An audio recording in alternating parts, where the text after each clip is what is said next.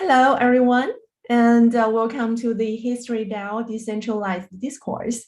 My name is Michelle, and I will be hosting today along with WendyO, also known as Crypto WendyO.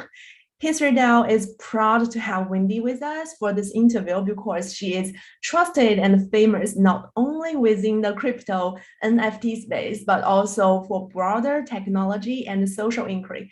Thanks for joining us, Wendy. Thank you so much for having me. I'm very, very excited to chat with everyone and to just chat and have a great time on this beautiful evening in Los Angeles, California. Okay, thank you, Wendy. And we are also joined by a friend from Alchemy Pay, a provider of bridging solutions between crypto and fiat currency. Welcome, Robert. Hi, thank you very much for having me. Yeah, it's a pleasure to be here amongst such esteemed company. Pleasure to be here with Wendy, and of course, pleasure to be here with Kevin. Such a sort of purveyor of new technological movements over the last few decades. Really looking forward to our conversation. Thank you. Thank you for joining us, Robert. And we are very excited to have as our guest speaker, Kevin Kelly.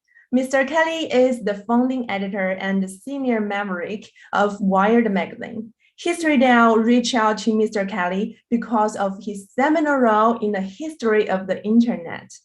It can be said that he was there from the very beginning. Isn't that right, Wendy?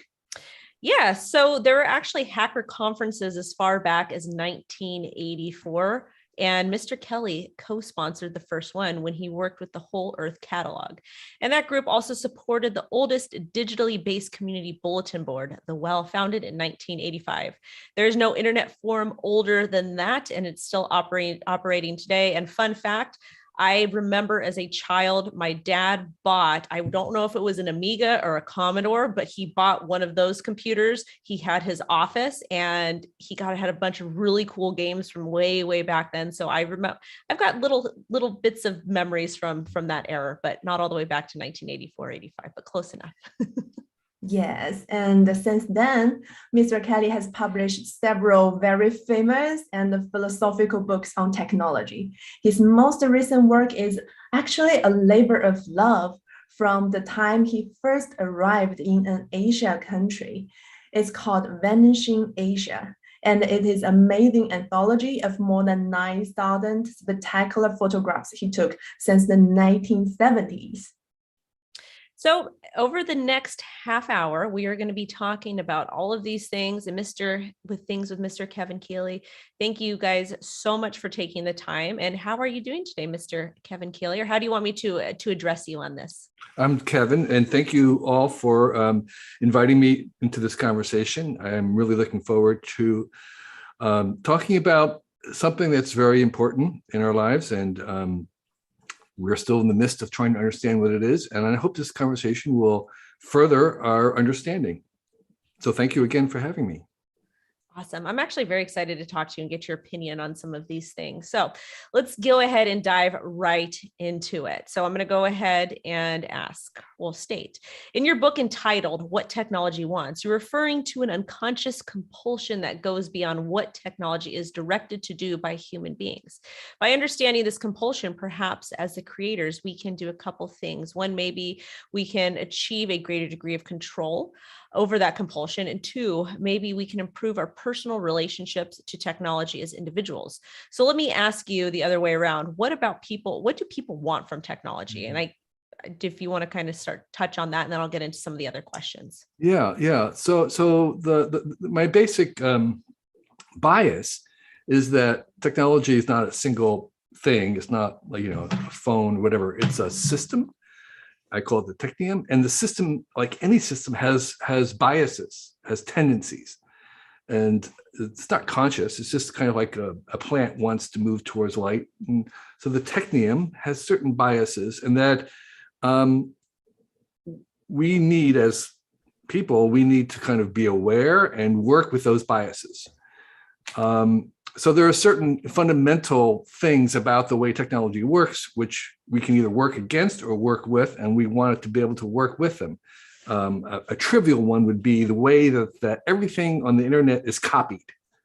Just to send a message right now, the little bits in our video conference are being copied by servers as they go along, and then you're capturing it and you're making a copy of it. So there's a tendency to want to have everything copied. And so trying to stop the internet from copying things is working against the general bias in the technology.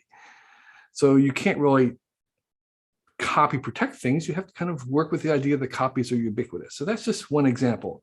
The question then is, well, what do people want? Well, where do we fit into this thing if there is this big technium thing that it's got its own wants, its own urges and tendencies? And the answer is that while the fundamental shape we don't have much choice in, we have a choice in the character of the technologies.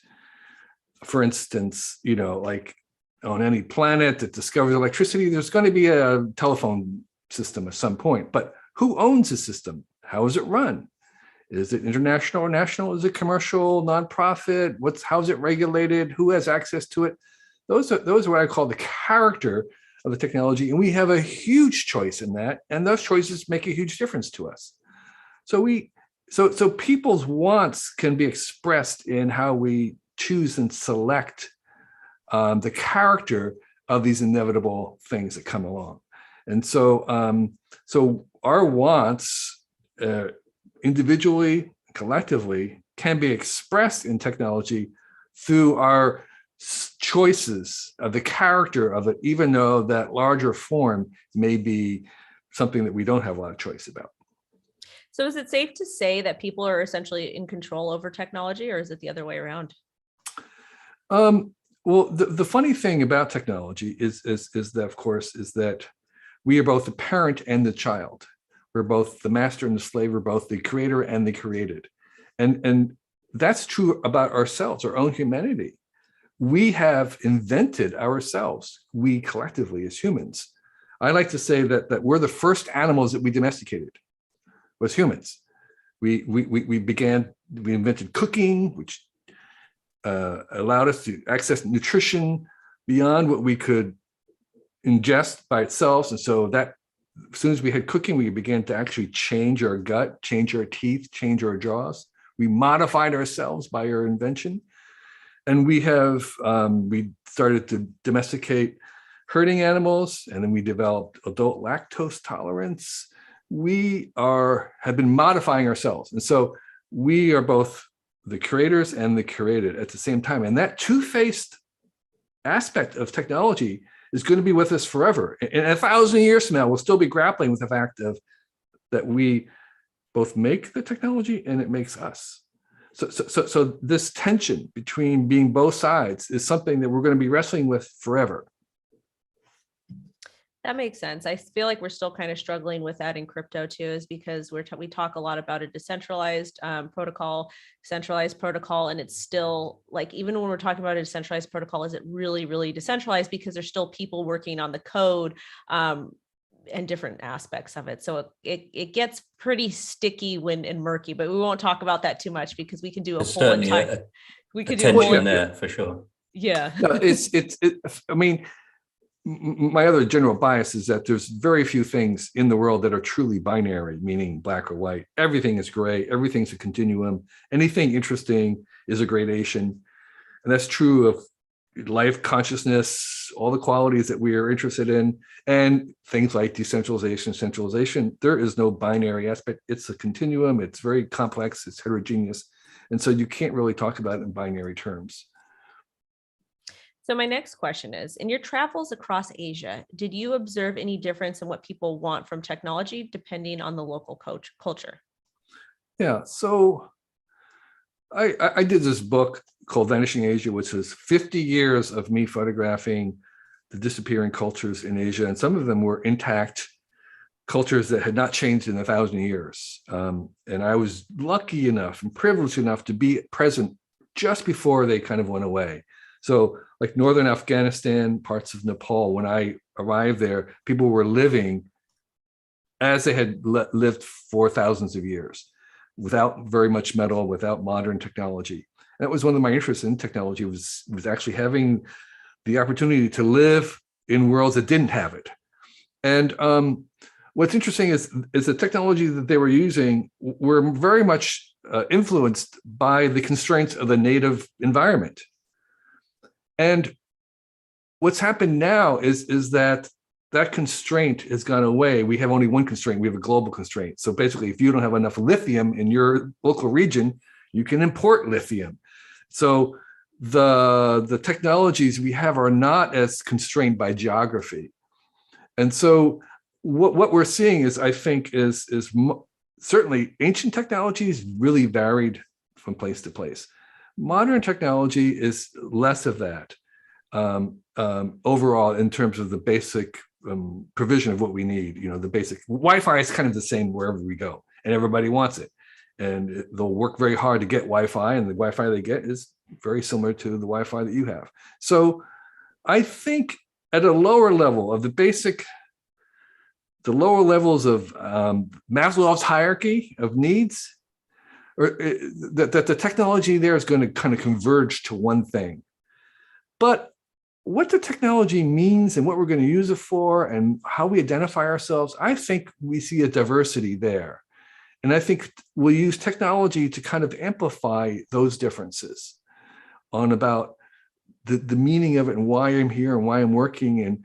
But the basic provisional, sustainable, necessary technologies are going to converge to be, because we have a global system and a global economy, and we can provide whatever we need. So that's what I see right now in my travels.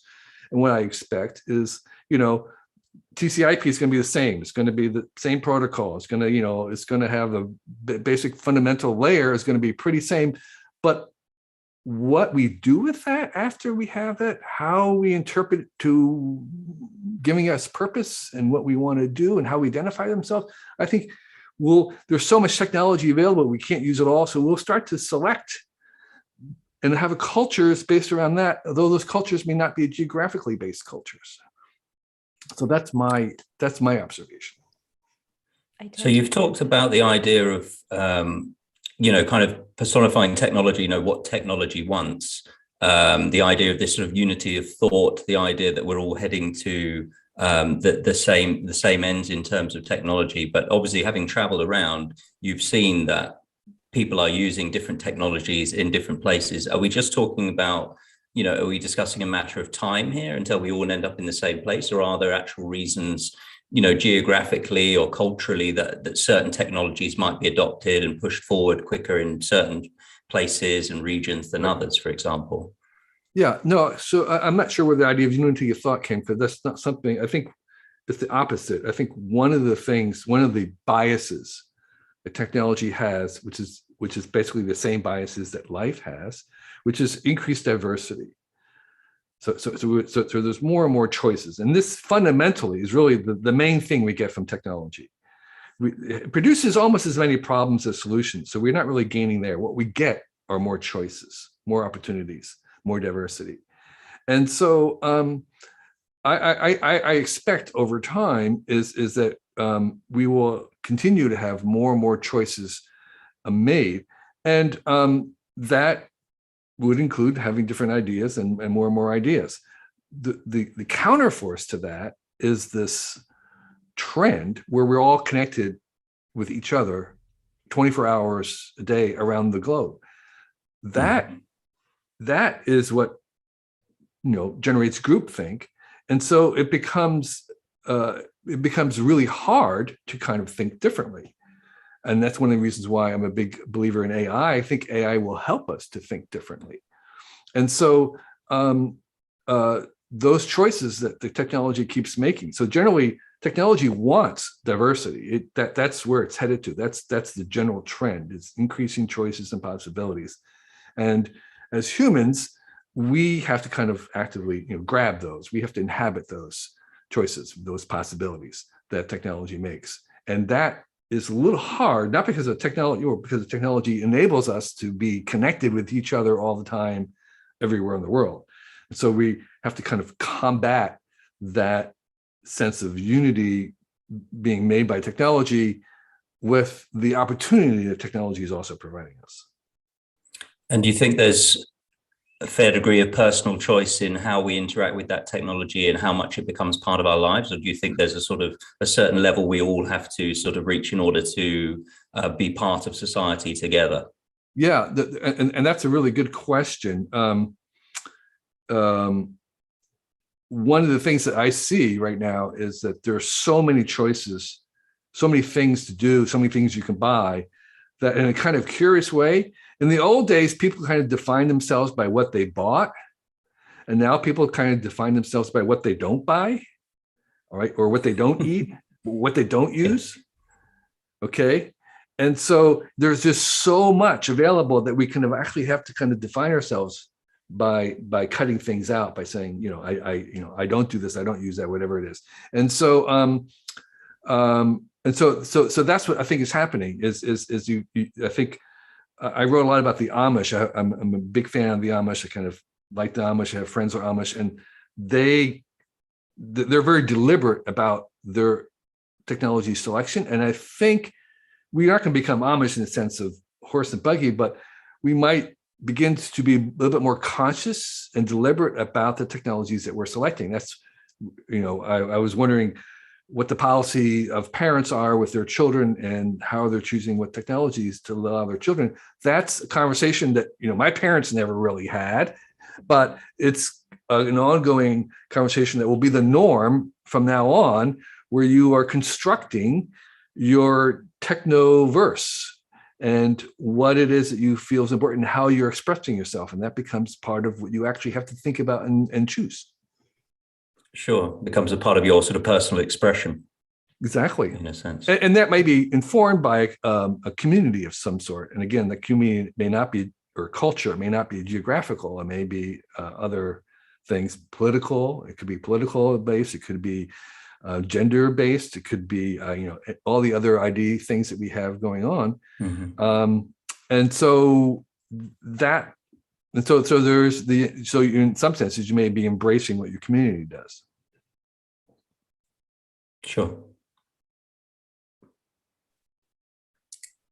Wendy, did you want to pick up on something, or shall I? Yeah, I can go ahead. So a couple of years ago, you wrote a compelling argument that there's absolutely no infallible way to detect a lie in a present on our own. You argue that we depend on sources that earn our trust, and these sources are never perfect. NFT developers are now excited that an unprecedented degree of infallibility achieved by virtue of decentralization is a new paradigm for its truth of a worthy ambition for NFTs or any new technology for that matter.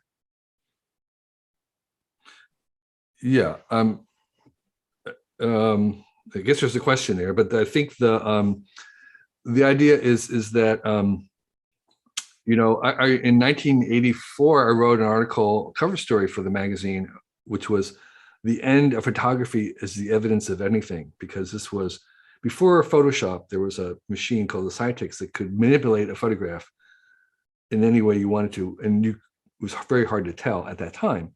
And so it was obvious that we're not going to be able to believe photographs anymore for evidence, just as we can't believe text. So if I show you some text and I say to you, has this text been changed? Has it been modified? You say, well, I have no idea. I can't tell by looking at the text. Is it trustworthy? Well, it depends on the source. And so that's sort of where we are right now with images and the rest of news, is that we can't really trust what we see or read. We can only trust the source. If it's a trustworthy source, we'll trust it. And so this idea of embedding in a source, so you have it's called a quadruple, where you have subject, verb, and object, and then the assertion, the thing claiming it. And those four parts are the kind of essential parts that you could become embedded into a statement.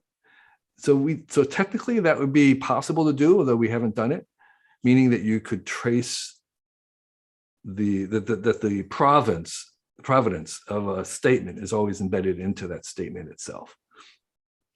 Whether blockchain wants to be the vehicle for that, I suspect not. It's way too expensive to do that for every statement, but we can have other kinds of blockchain-ish ideas that could be used to embed that kind of authority into each statement.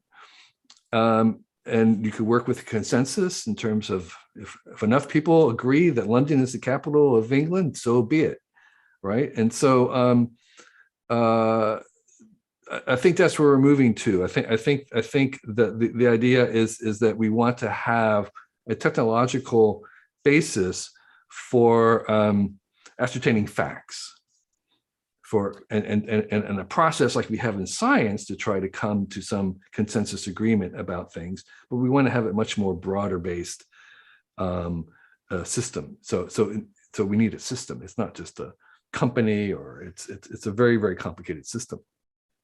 Also, I just when you're talking about this, it just kind of registered to me. Imagine if a particular group or culture decided to change a statement or an idea that globally someone thought was true, like an entire group.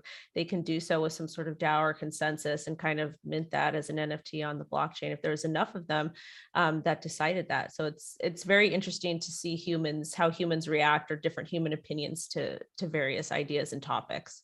Well, as a matter of fact, in a certain way, the fact that London is the capital of England is just a consensus. That's all it is. I mean, the very thing itself is a consensus, not just the representation about it. So if enough people decided that the capital should not be London, they can move it. And so yes, I think this idea of what are some of the vehicles and the machinery of consensus, and how do we make that into a tool?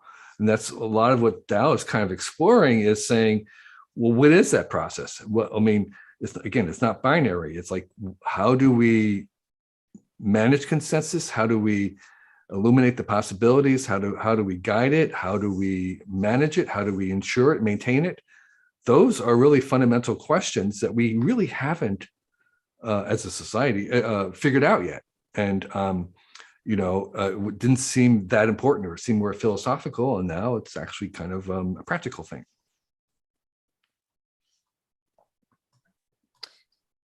I'd like to try embracing the interoperable. As you recently described in your blog, the challenge of imagining something good rather than bad, which I try to live by, specifically in regard to your career in journalism, despite the tremendous conveniences and capabilities that may have aided you in your career as a journalist. I'm so sorry. Let me rephrase that again. I'd like to embrace the improbable, as you're recently described in your blog, the challenge of imagining something good rather than bad, specifically in regard to your career in journalism, despite the tremendous conveniences and capabilities that may have aided you in your career as a journalist. I'd like to challenge you to think of what more could have been done. As a lifelong chronicler, what uninvited or yet to develop technology could have been most welcome aid to your work, specifically in the business of journalism? Yeah, journalism is a very small subset of media in general, communications. I kind of often am very reluctant to even call myself a journalist. I'm a born editor. Wired magazine, I can't really say was ever doing journalism while I was there. But yeah, in a broader sense, we were reporting on things. In that sense, I think some of the tools that I wished I had when we were beginning was, things like Google and the internet, which has transformed the act of reporting. I think in science, there is a movement to try and improve the scientific process by requiring people to report negative results. And one of the things I think we might see in journalism is, kind of like reporters' notebooks, showing your work. That's become, it does several things. One is it shows how much work actually goes into a reported piece, and two, it kind of fills in all the stuff that doesn't make it into the final picture, which may be important. Just like science, if you only report the positive results, that tells you something, but doesn't tell you everything. There's lots of things that you wouldn't have to do again if people reported the negative. And so I think that's another idea of having a fuller report of showing work, showing notes, showing all the data. Like in science, they often require that you supply all the spreadsheets of the data itself. And so there might be a sense of you have the tape interviews and all this other stuff that goes into the package that's actually reported. So so there's a couple little kinds of innovations like that, I think. On the business side of it, I think the movement to subscriptions is long overdue. And the first magazine that I ran was the Whole Earth Review, CQ, and it was completely reader supported. We had a reader supported, no advertising magazine. That was basically a blog because it was also reader written, but it wasn't reader managed. I was the editor. I decided when we would edit things, but most of the content was being generated by the readers. And that model, I think, is still a very viable model. I don't think it doesn't scale up into the millions, but it certainly scales up into thousands and tens of thousands and maybe hundreds of thousands. And so I think that model that we're moving to away from completely ad-driven media is really good for journalism. And we see it in the Substack world, and we see it I think we'll see it in blogs. I know WordPress and a couple other people are trying to, Medium are trying to give away for people to subscribe to writing, reporting, and more of that would be better. I tend to agree. And there are thousands and thousands of pages of your writing preserved on the internet, which the internet is really cool for that because you can go back and find anything if you know how. But it can be argued that this archive is subject to editing and even deletion through numerous means of access, and things kind of can get distorted along the way. You copy and paste something that somebody has created, change a couple words, just like that. Remember that game when we were kids with the cup, where you put the cup with the string, and then every time you say something to someone else, it could get changed down the line. It was called telephone. That was telephone. Maybe the cup was different. I think I saw that on TV or something, but anyways. But could blockchain technology have a role in preserving history more securely, especially when we're talking about NFTs and kind of preserving moments? Because NFTs really do have the capabilities to do that. And I do understand that some chains are a little bit more expensive than others, but I think that flaw will get worked out eventually. Well, I mean, NFTs actually don't preserve the material. They just preserve the pointer to it. You could have a work of art completely disappear and NFT will still be there and immutable. And you can put some digital works onto the chain itself. But that's true only for digital works. And there's so much of the world that's not digital that you couldn't put onto the chain itself. So my website certainly is digital, and that could be preserved in some kind of blockchain, but the current technology is expensive. I'm not important enough to have my website, every single statement in it NFT, but maybe the whole site could be. And if it was at some point after I'm dead and I stop writing and then it was all fixed, yes, it could do that. One of the challenges for NFTs and stuff is the fact that it is unmutable. And if there is an error, and then you have multiple ones that you're adding on, so you can't change things that are broken or are wrong easily. And so I think the larger idea of a blockchain, I think, is very, very powerful in trying to help people archive things.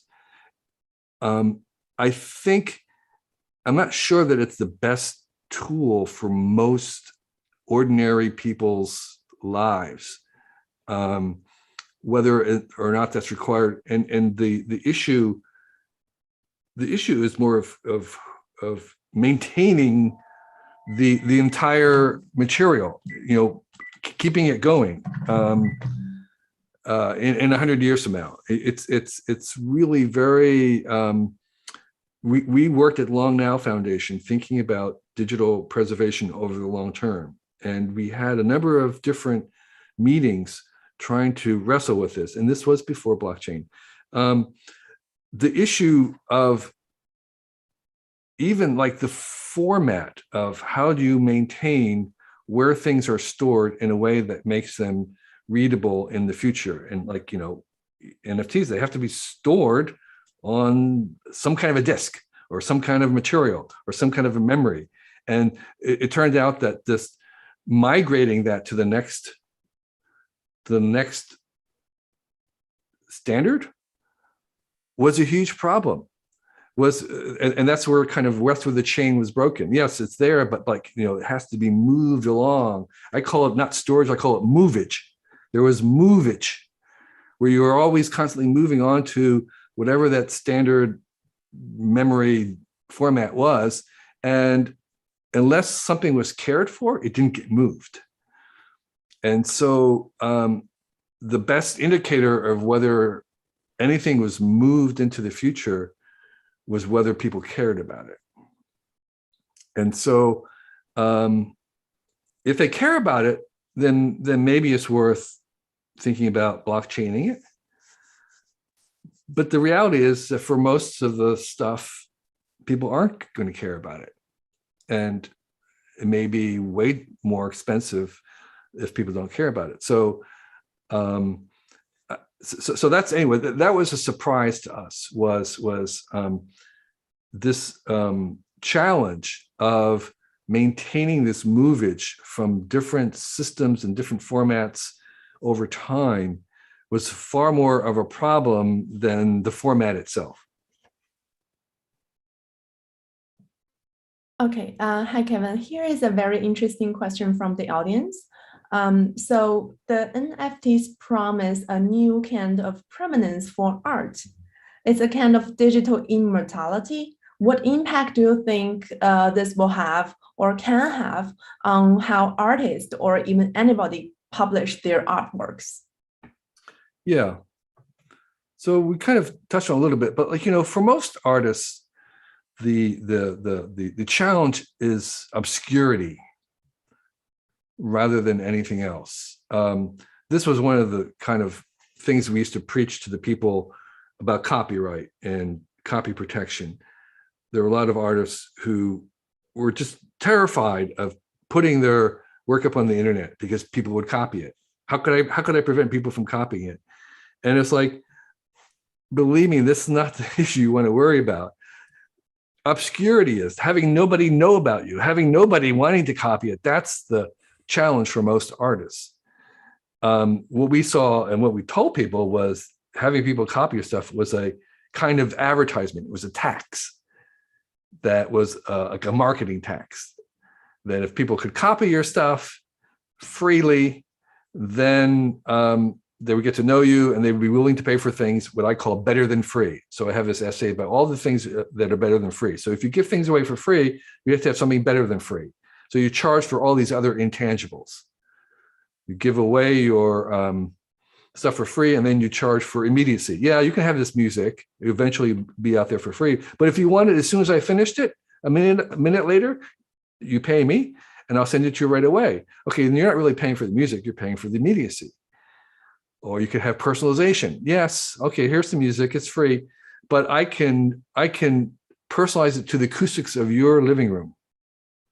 So I'll personalize it to you. So you're not really paying for the music, you're paying for the personalization. So anyway, that's the kind of idea that we talked about with art. It's obscurity and not having an audience. That's the biggest challenge to artists. And, maintaining the integrity of art over time, that's a smaller problem for most artists. If you're maybe become very successful, you want to maintain that, but that's not usually the problem. The other problem that the NFTs has proposed to help is the issue of resale, which is a problem for artists because they tend to sell their work when they're early and cheap, and then it becomes valuable and they don't get benefit of that. So this idea of having resale, that is a very clever way to make that amend. So that's a real concern for people making art. Okay, thank you. Here's another follow-up from the audience saying, Kevin, you have a lot of art on Twitter. Yeah. What should make an artist choose between an NFT platform and a non-NFT platform? Basically, I think he's asking whether you're considering making any of your work an NFT in the near future. I know you just mentioned a little bit about this, but sure. Yeah, I put some up on OpenSea initially just to try it out. I'm not trying to optimize the amount of money I'm making. So it was, I would rather have people just copy my art and download it as much as possible. So I've been freely sharing it on Instagram and Twitter. And so the idea of minting it was not as appealing to me because it wasn't in line with what my goals were, which was my goals was to have as many people see it as possible. And there was a bigger audience, or I had a bigger audience on the other platforms. So NFTs, would need to align with the goals of the artists. And for a lot of it's about the money part of it, like a lot of crypto. It really focuses on the dimension of money and not so much the other dimensions. Thank you. Wendy, you can go ahead. Awesome. Robert, did you have any questions at all, or should I keep going? No, I thought that was interesting, the idea that you see the business aspect of NFTs being used for art rather than the idea. I think a lot of people are interested in the idea of easily transferring the artworks, easily storing the artworks, considering, so many things are moving into a digital space rather than a physical space. It seems like a sort of logical step in that regard, but you're more interested, or more, you think it's probably more about the business aspect of selling the art and selling it on, rather than other possible utilities for the NFTs. Yeah, well, again, I'm speaking for myself. I do I make an art piece of art a day. So I have daily art. Every day I make a new art piece, which I put up. And I'm interested in having as many people see it, download it, whatever it is as possible. And so for me, the NFTs is just, I had many people request NFTs. It's like, okay, NFTs, oh, sure, I'll make some. If you really, really want to have it, fine. But I'll give you the file without payment. Here it is. And some people didn't like that. They wanted to actually pay for it or own it in some sense. But that was like nothing that I was really interested in. I was interested in maximizing the viewership, saying, here, if you want it, here it is. If you want to own it, here it is too. So I was giving it away basically, rather than trying to make my career or business out of it. And so when it comes to money, that's where NFT is more useful. But in terms of an audience and sharing, it's not as useful in terms of just the outright giving it away. And so the issue of ownership, ownership is kind of a curious thing, because the rest of the digital world is moving to access versus ownership. And that's something I talked about for many years, that, we've moved from this owning music and owning a movie to just having access to it on Netflix or Spotify. Why would I want to own music when I could get whatever I wanted anytime? I don't have to back it up. I don't have to catalog it. I don't have to insure it. I don't have to do anything. I just reach for it, ask for it. And so, and that's true more and more for other things, including with overnight or even 1 hour delivery, physical stuff. Why should I own a camping equipment when I could just access the latest camping equipment, have it delivered to my door within an hour? I use it, I give it back, they clean it and reuse it. So I'm getting the best stuff and I don't have to store it or find it or whatever. And so the world was moving away from ownership towards access. And then there's NFTs come along, which is kind of trying to revive the idea of ownership. And it's still not clear to me, for my own life, why I want to own things when I could have access to them. Because I, speaking of myself, much prefer access to ownership in general.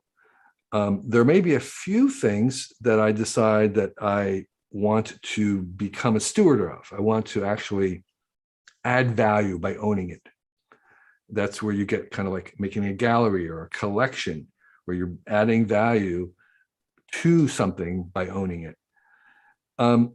But what my observation about that is that a person can have like one or two things where may have that kind of energy. So they might want to collect whatever it is, Coke bottles or Beanie Babies, whatever it is. But then the rest of their lives, they don't want to be owning that at all.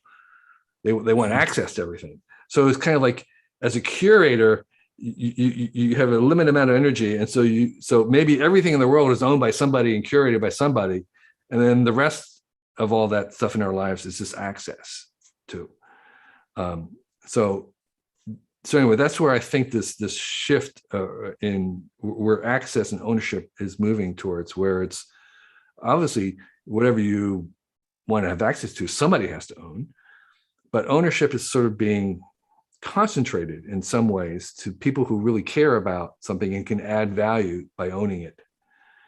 Most of the time, for most of the things in our lives, we can add no added value to owning it, and we actually do better by just having access to it.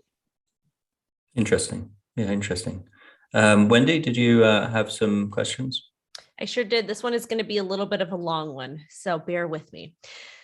So you published a book, Kevin, in 1994 called Out of Control. And recently you mentioned that it's still up to date on the technological subjects it covered. Right. The book includes what you call 9 laws of God. They're written in the imperative voice in the form of commandments.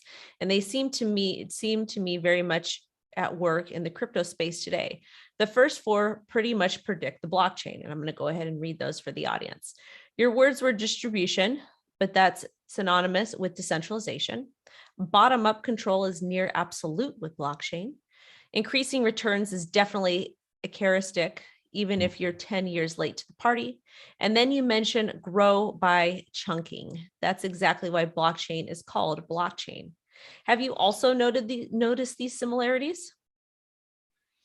Yeah, so I did write a book in '94 called Out of Control, which was about decentralized systems, distributed systems, I call them, emergence, this idea that things, powers and forces and good stuff can emerge from things that we don't actually control and understand. So that's why the book was called Out of Control. And it looked at biological systems like rainforests and ant hills and beehives, as well as mechanical things like robots and trying to make AIs and economies. And I actually had a whole chapter called E-Money, which was about crypto. It was about the early days of people trying to make electronic digital cash, they called it at the time, using encryption.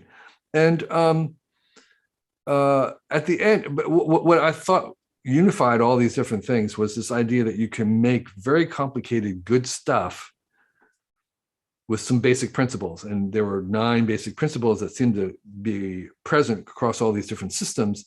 And one of them was this idea that you wanted to try and make systems that were distributed or decentralized, in a sense. Distributed in the sense that there were many small parts that made up the larger parts. So that large things were not homogeneous. They were made up of different hierarchies, nested hierarchies of different kinds of pieces that were integrated in some ways, and that you could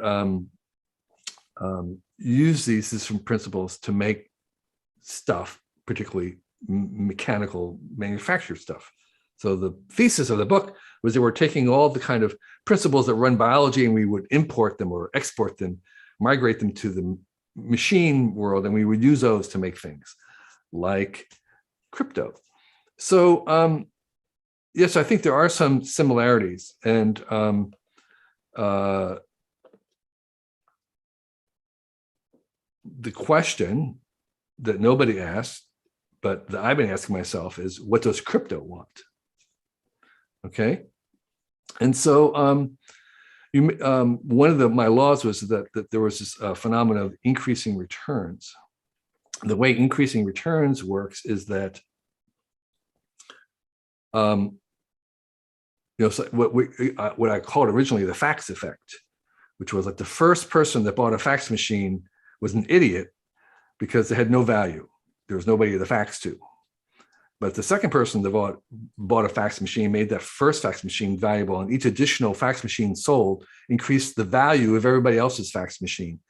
So that when you came late to the fax machine network, the price of the fax machines kept going down, and yet the value of the system kept getting bigger and bigger. So years into it, you bought a fax machine for $100, and you had basically $1 billion system that you were getting access to. Lots of stuff in crypto right now is not working in that way because it's hugely biased to the early people. It's kind of almost a reverse. It's a reverse ratio where the early people are rewarded much more than people coming later on. If you come at the end, you have far less value. And so I think crypto does want to have that increasing returns returned back to the system, which I think is right now going to have to wait until some of the money is leaked out because there's just too much money, and it will work when the value of being part of it is not in the monetary value, but in other values that it brings. Okay, so I think crypto does want to have that increasing returns because I think it does work as a network in that way. But right now, the other values that crypto can bring are not as emphasized or not as visible as the monetary values, and that has really disguised and distorted that increasing returns phenomena. Understood. So switching gears a little bit, we're going to talk about some in real life stuff, IRL. When you're at a social gathering and you find yourself in a conversation about blockchain that is going on a little too long, what technological subject would you hope could be used to shift the conversation? Well, I never shut up about AI. Okay. I think that is really the central, what's the word I want, transforming technology of our time. And it's not this year, not next year, it's going to be 100 years. I agree. And it's going to play out a long time. And technological futurists like myself tend to overestimate the rate of change in the short term and underestimate in the long term. So I don't think a lot of these AI things are going to come very soon. For instance, I think it's decades before you're going to have a self-driving car, before you will own a car that you can sit in the back seat and it will drive you to where you want to go. I think is decades away. But in the long term, I think we're kind of underestimating the power of this AI as it becomes ubiquitous and cheap and infiltrates everything to the way and extent that electricity has. There's nothing, there's no profession, there's no industry, there's no sector that has not been transformed by having cheap power, artificial power, I call it, versus natural power, which is the muscle power. And so in that same way, there's nothing going to escape the transforming power of artificial intelligences, plural, because there's many types. And so blockchain itself will also be transformed by AI. I tend to agree with you on that. And also, I do want to add, I'm glad that we're not going to have self-driving cars in my generation, because I don't know if I'm ready for that. Well, they won't be fully, but they'll be marginally. You'll have lanes where you can go into it and all that kind of stuff. So it's not a binary thing where suddenly overnight it appears. The Tesla stuff is showing incrementally, slowly, bit by bit, with one accident after another accident, we'll move towards that. But it will be the whole thing will take decades before we arrive there. Agreed. All right. Last question for you. Your latest work is an amazing triple anthology of spectacular photographs you took over a period of several decades traveling through Asia. Thousands of gorgeous photographs. So many of these photographs really seem to capture a moment in time that took hundreds of years to create. Yet the title of the work is Vanishing Asia. Is technology accelerating the rate at which things vanish, or do you think it is allowing them to sustain? So I think, yeah, so the book that I did, this book has 1,000+ pages of 9,000 images over 50 years of culture, ceremonies, costume, architecture, festivals that are disappearing from Asia as it becomes the future. By the way, I think the future is Asia. I think what America thinks or do, what Americans think or do is increasingly less important. And what the Asians collectively, which most of the population of the world is in Asia, what they decide to do is actually much more important. I go to Asia in part to see the past and to see the future. But this book is about the past, what's being lost. And culturally, yes, I think some of these ceremonies are definitely going away, and some cases rightfully so. There's I took a lot of pictures of Indian tribal women and their incredible jewelry and weird adornment and stuff. And a lot of that is basically chauvinistic. It's a way to imprison them. They're limited in their movements. It's a way of owning them. So it looks beautiful, but there's historical reasons why it should disappear. And so so it's going, but what's not going away are technologies don't vanish. There is no technology that's ever gone globally extinct, globally. I was challenged by this by the Radiolab producers. We did a special episode on this because I said there are no technologies that have gone extinct. All the things that we know about are still being made new. And they put out a call to their listeners to challenge me on in coming up with a technology that was no longer being made and manufactured new. And they came up with like a corn husker, from like an old time agricultural thing. And there was another one. And I found one of them being manufactured brand new in Pakistan. Right? I mean, like you could buy a brand new one of these corn husker harvesters pulled by a thing, you could be brand new one that was being made in Pakistan. And the other one was something very, very similar. Maybe it was a telescope or a blacksmith or something. But the point is that, I mean, there are more blacksmiths working today than have ever worked in the past. A fewer percentage of the population, but there's just so many more people in the world. More telescopes being made by hand than ever before. So the technologies just don't ever go away globally. There's usually someone who's keeping them. So what that means, what we get out of all that is that we get choices. If you want to live like an Amish farmer, if you want to live like somebody in Asia long ago, you still have that choice. If you really wanted to live like an Amazon Indian, you could take a bus and a Jeep and go back into the Amazon and live like that. Nobody does. Very few people even become Amish out of choice, but that's an option.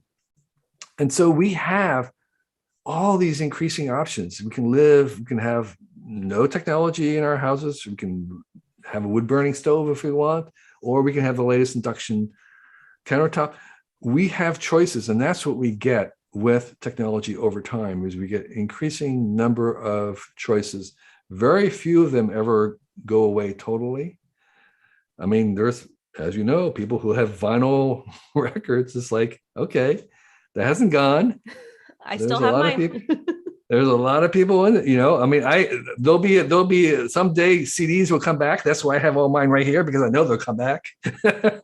I will say though, I have to say, Kevin, is that my records that I have got, like all the vintage ones, all the ones my grandpa left me, those play so much better than the CDs. The CDs kind of seem to erode. Sure. So I do have to have that argument.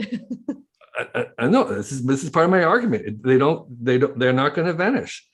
There'll be people with CD or vinyl records 1,000 years from now. There'll be somebody having vinyl records, and they'll be like, "Isn't this amazing? Come, let me show you this thing." And so, but they'll have the latest, induction sound music going right into your brain. And so, so that's what we get out of technology is we don't have fewer problems. Most of our problems today are made by technologies from yesterday. All the problems in the future are going to be from technologies today. Isn't that we're removing problems? It's that we have increased choices. And so, so there isn't vanishing technology, even though there are vanishing cultures. Thank you, Kevin. And I think there is a very interesting question from the audience, just like kind of similar to what we're just talking about. So here, the title of your book is Vanishing Asia. So is technology accelerating the rate at which things vanish, like other things, like instead of technology vanishing? Yes, I mean, I think it's true. I spent a large part of my adult life in remote villages, and those villages were stunning. They had stunning views. They had organic food. They had very strong communities. The people there were very certain of who they were, strong identities. And yet they all bought one-way tickets into Shanghai or Chengdu or Chongqing, whatever it is. They're all migrating, and those villages are emptying out. And that's true in China, India, throughout the world. And why did they come to the cities? They came because they had choices. And that's what technology was giving them. They'd rather live in a ghetto, in a slum, in a city, even though they could have this, kind of pretty life in the villages, because at least they had electricity. At least they had choices. Maybe they become a mathematician or a ballerina. They could never become that in the village. So because of technology and what cities offer us, it drew in those people who left those beautiful places. So yes, I think technology has driven that disappearance of the culture. But again, when you grew up in those villages, if you were a guy, you were going to become a farmer like your dad, or maybe a blacksmith. If you were a woman, you had one choice. You're going to become a mom and a housewife. That was it. So nobody wanted that life. No young person. They wanted to migrate where they had choices to maybe become a web designer or a yoga instructor or a consultant. And so if I was in that village, I would have left too. But I believed that there was a beauty in those. And so I went back to those villages to capture what was still there, because in there is probably some kind of a gem or germ of an idea that might be later on valuable. Like the spectacles in India are in many ways an influence on Burning Man, right? I mean, Burning Man is this idea of how can we have a huge spectacle with thousands of people in this temporary city? Well, the Kumbh Mela in India was a good example of that. And so even though it's, disappearing. And so I captured these with the idea that something about them may still be useful later on. Thank you, Kevin. Wendy, over to you. I didn't hear. Oh, can you guys Yes. hear my sound? Okay, Yep. good. I just wanted to say thank you guys so much for including me in this conversation. It was a lot of fun. I actually had a great time talking to Kevin. It gave me some nostalgia from way back in the day, especially when we're talking about the Commodore and Amiga computers, because those were just big and bulky and heavy. And now we have everything from that we can fit in the palm of our hand, that we can look up so fast and so cool. Cell phones are pretty much accessible to many people across the world. So thank you guys for having me. It was a great conversation. Thank you. Many thanks. Thank you, Kevin and Robert. Thank you, Wendy. Yeah. And many Thank thanks you. to the guys online. Thank you so much for the amazing questions. Yes, thank you. I appreciate the attention. And it's been really an honor to be here. Nice to meet you, Wendy and Robert and Michelle. Thank you again for having me, and a good night to all. Good night. Okay. Good night. Thank you very much, Kevin. Thank you, Wendy. Pleasure. Thank you. Bye. Bye, guys.